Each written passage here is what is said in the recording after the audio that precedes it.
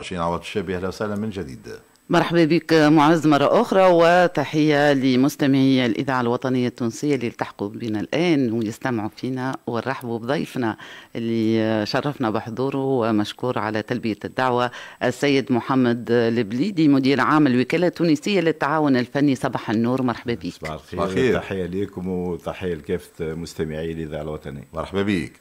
الوكالة التونسية للتعاون الفني اسم أكيد نسمعوه ديما ونسمعوا عليه برشا، وأكيد التوانسة يحبوا يزيدوا يعرفوا الوكالة هذه شنية اختصاصها، شنية مهمتها، شنية الآفاق اللي تنجم توفرها للموظف التونسي في اختصاصات معينة، وشنية الاختصاصات ربما المطلوبة أكثر في الوقت الحالي. تفضل. شكرا.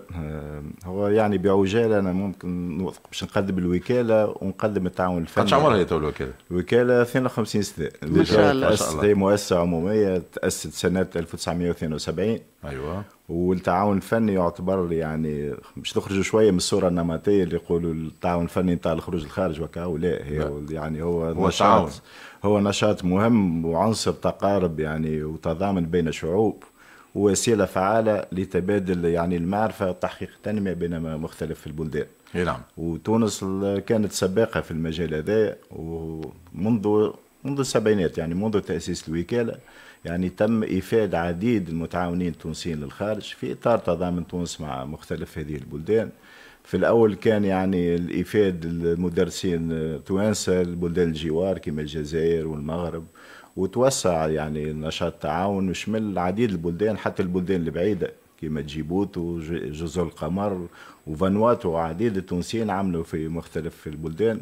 وبطبيعة الحال تطور النشاط هذا ولا يمس كذلك مسألة تبادل المعارف والخبرات والتجارب الناجحة مختلف البلدان وخاصة مع بلدان إفريقيا. نعم. هذا يعني بصفة عامة. احنا حاليا عندنا أكثر من 25 ألف متعاون تونسي في مختلف بلدان العالم، 58% منهم في البلدان العربية والبقية في مختلف البلدان. نعم. الخليج العربي زاد عنده نصيب الأسد إن صح التعبير. صحيح. في وقت معين، لكن التركيبة قاعدة تتغير الحق. نعم. احنا تو كي نشوفوا تركيبة يعني توزيع المتعاونين، البلدان العربية اللي كانوا يعني من الأماكن اللي تستقطب الكثير يعني من المتعاونين التونسيين ولات نقصت شوية. ممكن كان نعطيكم بعض الأرقام. فضل. يعني بعجالة احنا كان نشوفوا الفترة هذه القصيرة يعني نشوفوا في 2017 المنتدبين في الدول العربية كانوا يمثلوا 67%. نعم. نشوفوا في 2023 ولا يمثلوا كان 36%. أيوة. بلدان أوروبا في 2017 كانوا 19%، 2023 ولاو 42% من حجم الانتدابات. نعم. أمريكا الشمالية كانت 5%، ولات في 2023 17%. كان نشوفوا يعني في ظرف بعض السنوات التركيبة يعني قاعدة تتغير، والتعاون الفني قاعد معناه يشهد تحولات لاعتبارات عديدة ممكن كان يسمح الوقت نحكيو فيها. عنده الطلب على الكفاءة التونسية ولا كبير في اختصاصات معينة يعني. اختصاصات معينة، وخاصة من البلدان اللي ولات فيها يعني طلبات كبيرة، خاصة بلدان أوروبا وبلدان أمريكا الشمالية كيف كندا لاعتبارات اقتصادية وديموغرافية يعني معروف. هو الوكالة سي محمد حققت سنة 2023 تقدم هام في تحقيق الأهداف متاعها في مختلف مجالات تدخلها فيما يتعلق بالتوظيف بالخارج لتبادل الخبرات والمعارف مع البلدان الشقيقة والصديقة، وكما قلت أنت الخارطة متاع الوكالة في ما يتعلق باللي قاعدين يخرجوا لبرا قاعدة تتغير وتتحرك.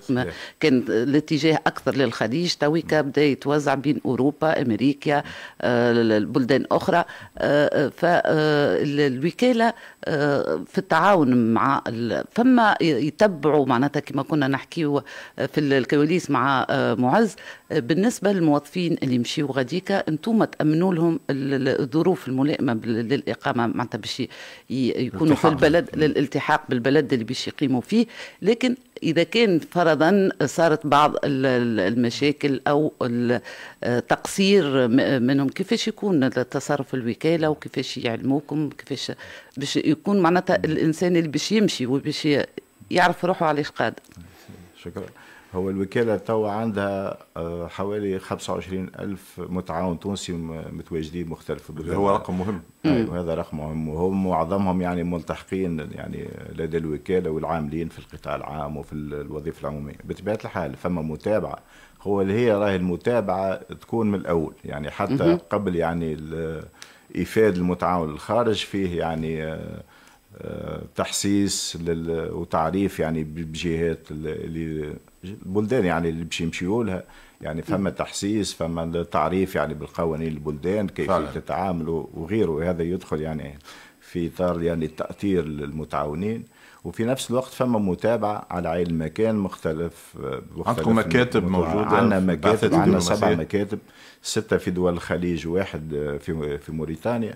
واحنا بطبيعه الحال بالنسبه للوكاله عندنا يعني متابعه مع المختلف المتعاونين عن طريق موقع الويب الوكاله، هو موقع تفاعلي يعني فيه فضاءات للمتعاون المتدرب والمترشح، ونتابعوا يعني جميع الحالات ونحلوا مشاكلهم. لو مثلا فما بعض الاشكاليات مع المشغلين نتاعهم يتدخل مندوب الوكاله او تتدخل الوكاله بالتعاون ايضا مع البعثه الدبلوماسيه. هذا اي بطبيعه الحال هم مكاتب الوكاله موجوده داخل بعثه دبلوماسيه، وبالطبيعه تحت يعني إشراف سعادة السفير ورئيس البعثة الدبلوماسية بالبلد الاعتماد. نعم. فما كما قلنا اختصاصات ولات مطلوبة بشكل كبير في السنوات الأخيرة، لعل أبرزها الاختصاصات الطبية والشبه الطبية، ولا نوعا ما أيضا ناقص الخطر إن صح التعبير، إنه طبتنا قاعدة تخرج وما عادش ترجع لنا. اسكت الأطباء وخاصة الممرضين وشبه الطب يعني الاختصاص مطلوب بشكل كبير. كيفاش يعني نجموا ربما نخليوا اطبائنا يقعدوا في بلادنا، وفي نفس الوقت نجموا نعملوا التعاون حتى مع بلدان افريقيه قلت لي كما تشاد ولا غيره، فما تعاون كبير الفتره الاخيره على مستوى المجال الصحي والطبي، وخاصه كما قلت معهد باستور وغيره، فما برشا خدمه. نرجعوا تفضل. صحيح، هو القطاع الصحي وهو قطاع التعليم من اكثر القطاعات يعني المطلوبه والمستقطبه يعني للكفاءات التونسيه. صحيح خاصة بعد أزمة الكوفيد ولا الطلب على يعني الكفاءات هذه، وخاصة الإطار شبه الطبي الممرضين خاصة ولا فما طلب كبير. واحنا يعني نحاولوا بطبيعة الحال التوفيق بين احتياجاتنا الوطنية والاحتياجات الخارج، لكن هذا لازم احنا نعملوا عليه يعني في السنوات القادمه. أيوة. حتى على المدى القصير احنا بدينا. عندك ارقام يعني ارقام قداش عدد مثلا اطباء وشبه طبي يعني نجم يكونوا في 2023 مثلا؟ في 2023 موجودين الاطباء، العدد مش كبير ياسر بالنسبه اللي خرجوا في اطار التعاون الفني. اي نعطيك مثلا طب الاختصاص 119 واحد خرجوا، وفي بالنسبه الإطار الشبه الطبي إطار الشبه الطبي إطار الشبه الطبي هو اللي العدد كبير، هو السنة 1696 مقابل 1087 بالنسبة للسنة الماضية، يعني فما تطور كبير.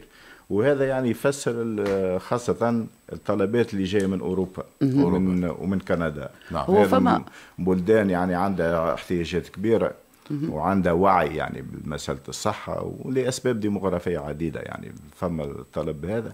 لكن احنا نحاولوا النشاط التعاون الفني نحاولوا نتجهوا نحو حوكمة هذا النشاط وتوجيهه في إطار برامج يعني وبرامج شراكة تعود على المنفعة، يعني يكون فيه منفعة متبادلة. فما غانيا يعني ماذا بينا ندخل معهم مختلف البلدان في برامج تراعي مصالحنا الوطنيه وتراعي يعني طلباتهم، ولانه هو مؤشر ايجابي انه كفاءاتنا قلت يطلبوهم بالاسم، يعني يطلبوا يقول لك نحب كفاءات في اختصاص الطبي والشبه الطبي توانسه جنسيه تونسيه مش جنسيه موجود. احنا خاصه نشوفوا كندا اللي قاعدين نتعاملوا معها بشكل جيد وداخلين معها ان شاء الله في برامج اللي تكون ترجع بالمنفعه لتونس، خاصه في مجال خاطر احنا زاد مهم انه التونسي كيف يخرج كما نقولوا يعامل كما المواطن نتاع البلد اللي باش يمشي لها. خاطر في وقت معين كانت مثلا كندا الممرض التونسي يمشي ما فماش اعتراف بشهادته، ممكن يصنفوه ك سوانيون يعني رغم اللي هو كفاءة وياخذ راتب اقل. لكن احنا في إطار محادثاتنا مع الطرف الكندي داخلين على برامج تأهيلية، يعني فما انفورماسيون كومبليمونتير تتعطى للتوانسة باش كي يمشي غادي يكون يعني عنده فما ريكونيسونس. هذه حاجة، لكن زاد قاعدين نتحدثوا معهم في أنه نركزوا على الاختصاصات اللي احنا عندنا فيها فايض أكثر اللي عندنا فيها نقص، خاطر احنا ماشيين باش يكون فما عندنا نقص خاصة في الإطار الشبه طبي والإطار الطبي، ولازم نتعامل بحذر يعني في الموضوع هذا. نعم. احنا ماذا بينا البلدان هذوما هما حاجتهم بينا واحنا زاد حاجتنا بهم، لكن في اطار تعاون، وهذا هو راهو التعاون الفني، هو قايم اسم على يعني مسمى تعاون فني.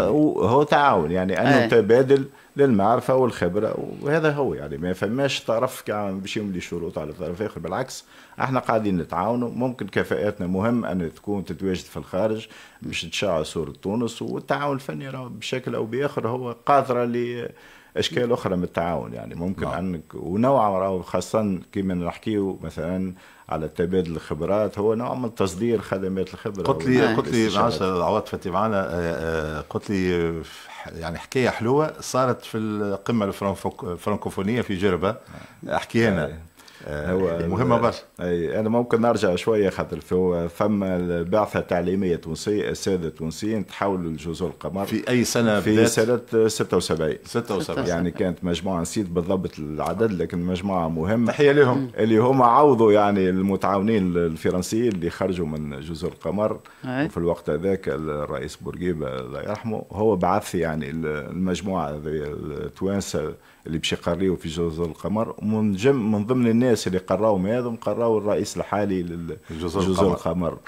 وانا قابلت واحد منهم يعني الاساتذه هذم اللي هو عيط له لما شارك في قمه الفرنكفونيه في جربه، واسمه يعني هنا في تونس واستقبلوا قعد يديروا قعد، وهذا يعني اعتراف بقيمته. ولحد الان بصراحه يعني فما تقدير كبير للكفاءه التونسيين، نشوفوهم في عديد البلدان، يعني نشوفوا في موريتانيا، نشوفوا في جزر القمر. قلت لي في تشاد شنو فما؟ في تشاد عملنا زاد مشروع مهم. ممكن المشاريع هذه ما الاعلام ما يتحدثش عليها برشا، لكن هي مهمه، لكن مهمه نحب انا نحكي عليها، خاطر احنا تونس يعني عندها يعني إشعاع وعندها يعني اهتمام كبير بالتعاون جنوب جنوب، والتعاون يعني مع مختلف البلدان الشقيقه والصديقه.